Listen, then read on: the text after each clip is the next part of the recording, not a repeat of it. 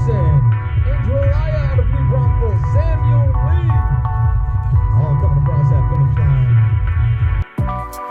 All right, first triathlon. Like, I've done swim bike runs in the past, but never to the level of what the Capital of Texas Triathlon was. And I gotta be honest with you, for someone that prefers having a barbell, doing CrossFit competitions, that was a blast. It was unlike any other event that I've ever done related to fitness or just anything that I've done related to physical activity. I don't know. I think it was just really fun to combine all those different elements of swimming, biking, running, all the training it takes to get somewhat adequate in the short amount of time I decided to go towards endurance, and then put it all together for race day and kind of do decently well. Now, I understand there's a lot of content out there of these like world-class people that are doing triathlons, Ironman, that I'm working towards, but I wanted to give like a beginner perspective, and for maybe some bigger guys that weigh 200 plus like myself, how it felt. So the swim, the first element, I have never, ever in my life had so much anxiety the night before doing anything ever.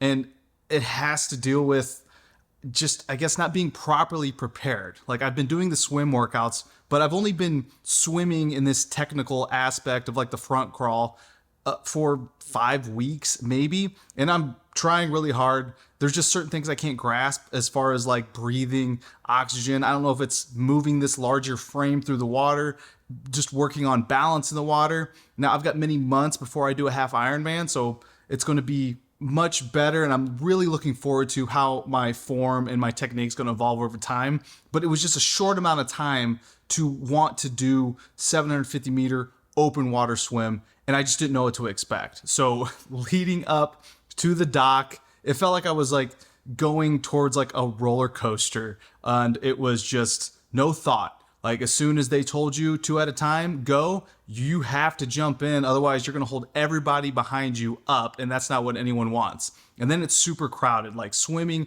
in a crowd in open water was just so foreign to me, and not being adequate at swimming, really, I was a fish out of water in the water. Anyway. Here's where I really royally screwed up in terms of my overall time, is because I was so inadequate and I didn't feel comfortable being in larger crowds, I swam on the far outside of the buoys where there wasn't that many people. And you know what happened?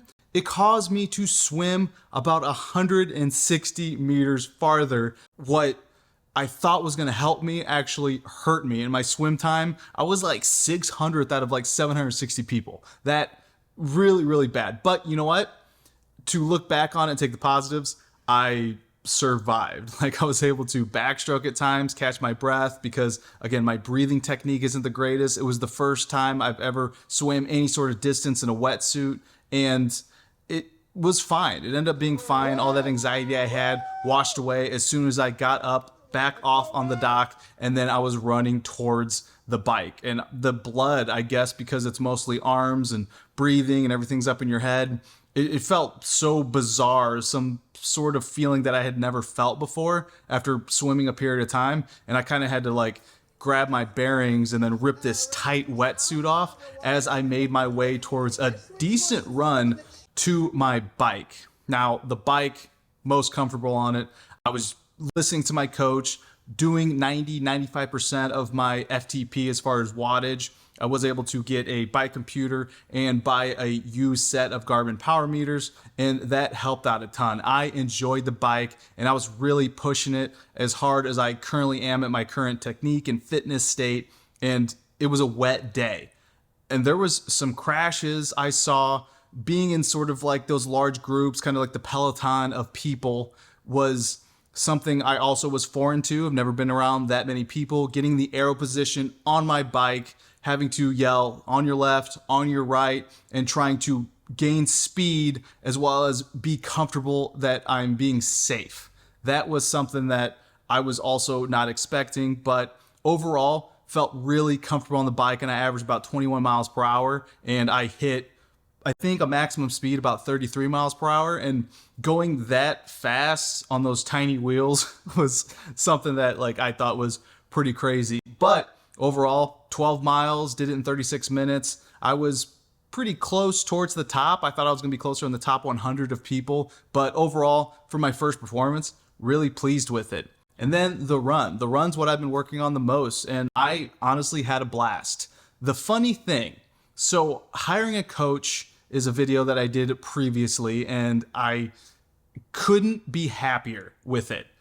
But the funny thing is, prior to race day, my coach was saying you need to be averaging 7:30 to 7:45 minute miles for the 5K finish. And in my head, I thought there's no way.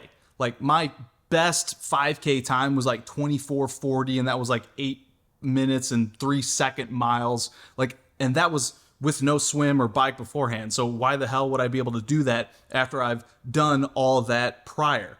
Well, I just got off, got going, and just let my legs and let the feeling, make sure that I had proper nutrition during the bike, swallowed a goo, and then I got going and just went by feel.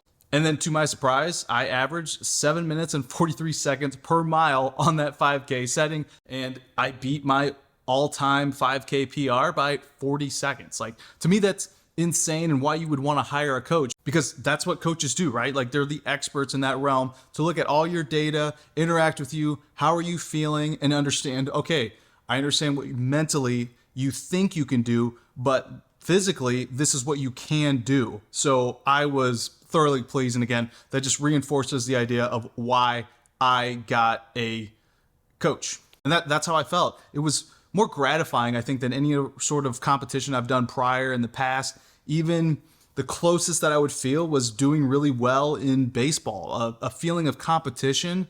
And it's even just against myself that I just haven't had and been trying to find for a long time. And I don't know. I'm just so surprised. I got to check myself and make sure like I'm still sane in my head, because I would have never thought that something related to endurance would make me feel so good. So I just wanted to share my perspective. And maybe if you're someone who feels uncomfortable with endurance and you're looking at it, or if you're someone like me who's had marathons or Ironman races in your bucket list, this could be the call to action for you to like at least test it out and see how you feel and just start training, getting after it. That's my experience, and I look forward to sharing more and vlogging more of the training. Thanks for watching.